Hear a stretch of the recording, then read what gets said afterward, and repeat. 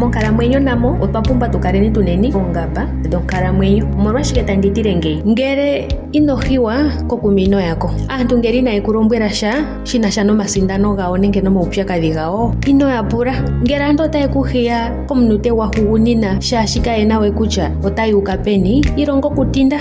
Iitya mbino tashi vulika tayi monika yafa ngaa toti oyili simple, mara ashike oyina ondjundo nene, oshoka mondjundo yawo ya humbata ngushu yomuntu wisimaneka ngoye mwene. Wusho ngushu yoye ngoye mwene kutya ngaye ondathikama mpano, ondina ongushu, ondina oshilonga, ondasimana. Ethimbo limwe otunenyo omaupyakadhi menkalamwenyo shili, ndele omaupyakadhi gamwe otsaayene tatu giiyeteleni shaashi inatuhala okungungumana, inatuhala okukala tuna omakankameno noongamba monkalamwenyo dhetu. Omuntu adhala omuntu ena nande okuli oshituthi she shontumba, ndele ngwe inoohiwa oshilyo uvite nayi. Kena ala tolali inokotha, ouna ale ipulondo. Omolwashike meepulakeneni eno shituthi nditahiyanje. Pulakeneni sho eli kanja huya kuli kwata kotha tambonyoka. Omankangu esho uli huno twipula nomaipulo gatya ngao, itokotha, etu yadha tokwatwa nokostresa, etokwatwa kongeo, etokanitha ombili, etokala wana ombili monkalamwenyo yoye. Omuntu thimbo limwe inekuhiya shaashi inekuhala ngangika molukwatya woye, ndele thimbo limwe inekuhiya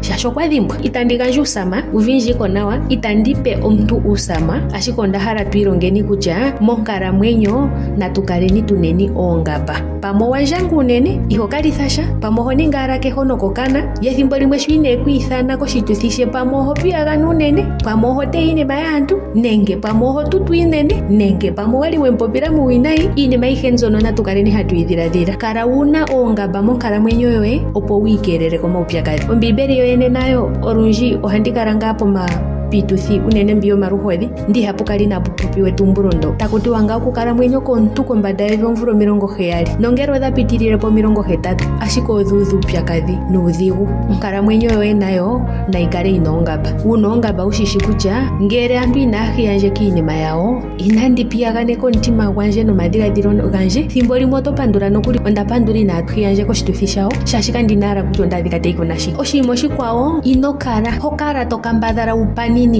wuye pokuma mpoka ngwe itogwana, nenge withininike pokuma inohalikilapo. Inoshininga monkalamwenyo yoye withininikile nenge wifosela aantu yafi inaye kuhala, wifosele mosekela itogwanamo. Ndena ngwe mwene shwa uli monge omwenyo gota kukulombwela wiweta lela kutya mpano oshiline, I'm just forcing things.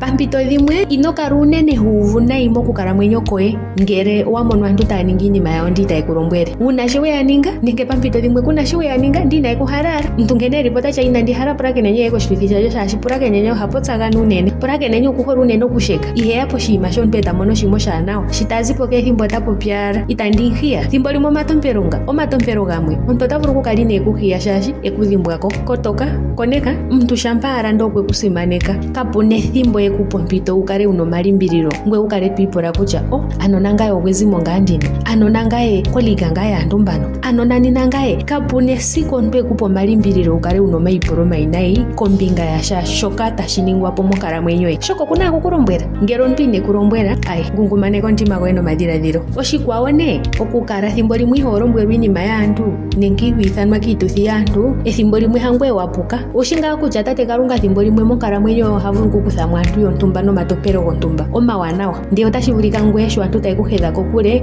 owete kutya aantu otahedhanje kokule oyena omikalo ominayi. Ndiyo otashi vulika aantu tayi kuhedha kokule shaashi oonkondo dha tate Kalunga tadhiinyenge monkalamwenyo yoye, aantu yekuhedhe kokule shaashi otashi vulika aantu mbono thimbo limwe wawinayi ndee hangwe omwinayi. Stopa, hulithapo okutidha aantu opo yakala ano ayekuhala. Kena aantu owelambalala, hulithapo okukala walambalala aantu opo ano yakale kuhole.